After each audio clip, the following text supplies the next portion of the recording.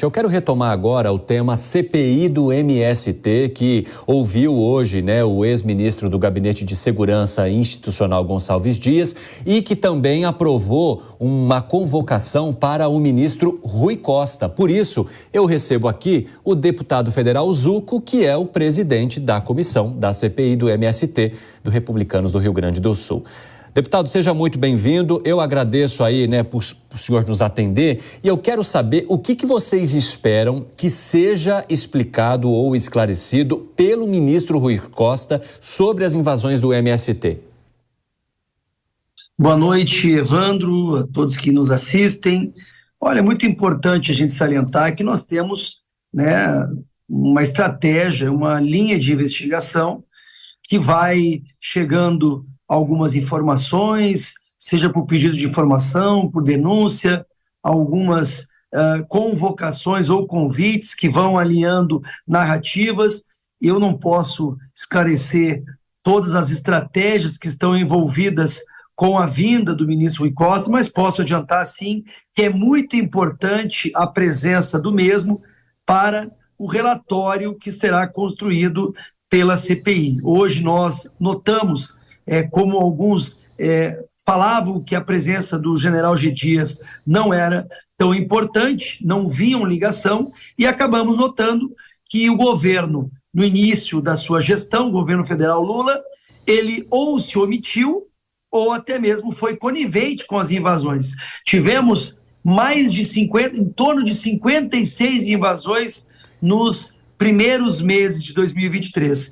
E entre um dos setores, uma das áreas que é responsável por um assessoramento estratégico, está justamente o GSI e a ABIN. Então, vamos, assim, escutar o ministro Rui Costa, o ministro Paulo Teixeira, o ministro Fávaro. Estamos recebendo alguns documentos, temos ainda mais algumas diligências em estados, e a gente pretende construir uma relatoria não só para a identificação de omissões, conivências ou até mesmo financiadores, mas também propor projetos legislativos que tragam mais segurança jurídica e paz no campo.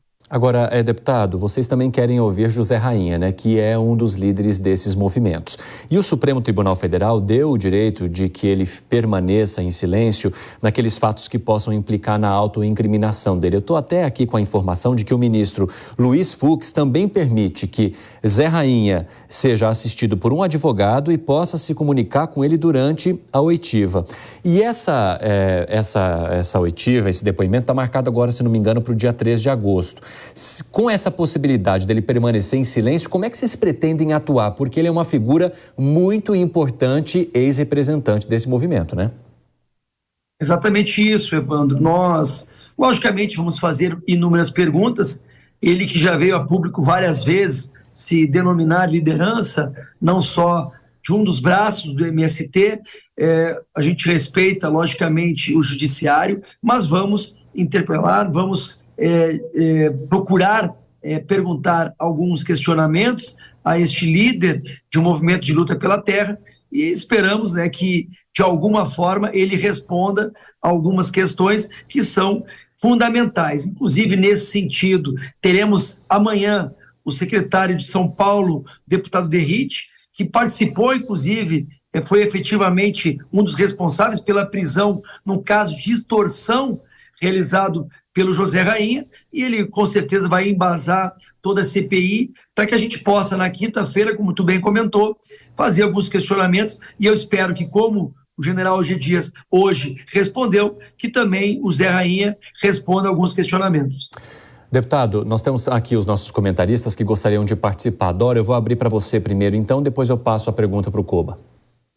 Tá bom. Deputado, boa noite. Eu assisti a boa parte, quase a integralidade do depoimento do general G. Dias. E me percebi ali que ele saiu pela tangente no que ele pôde.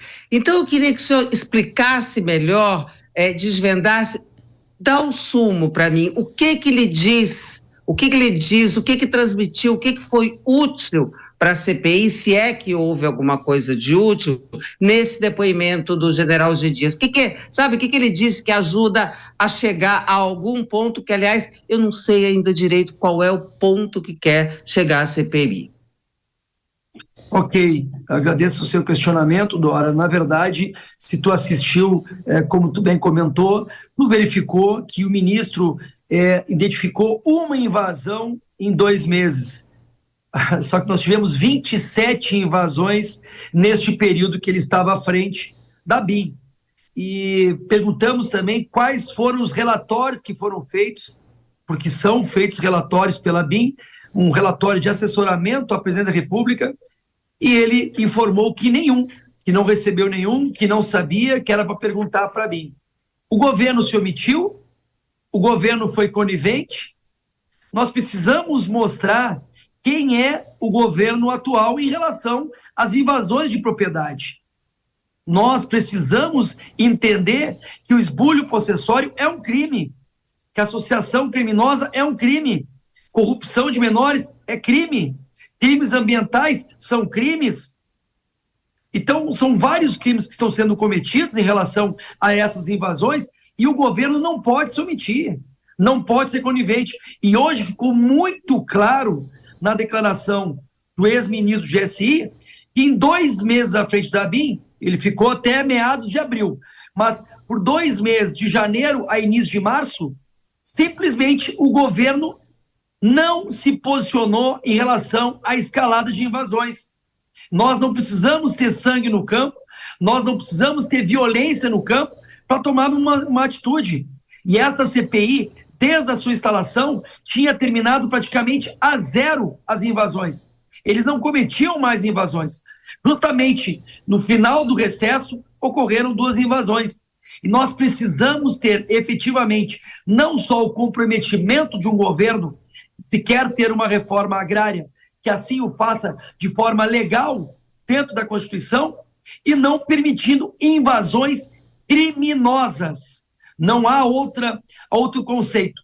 Quem invade propriedade privada ou pública está cometendo um crime e não cabe ao movimento que se diz social ele se autorizar a sair invadindo. Koba, vai lá. Coronel Zucco, boa noite, prazer falar com o senhor. A minha pergunta é sobre os destinos dessa CPI, que nessa semana tivemos notícia que o senhor está pedindo inclusive a prorrogação do prazo.